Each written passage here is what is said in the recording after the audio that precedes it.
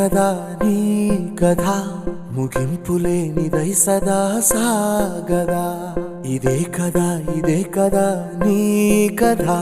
ముగింపులేనిదై సదా సాగదా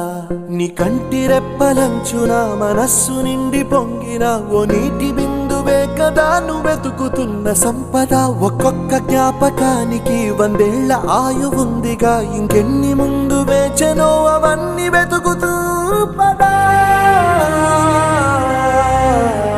మనుష్యులందు నీ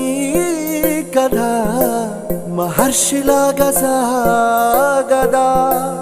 మనుష్యులందు నీ కథ మహర్షిలాగా సాగదా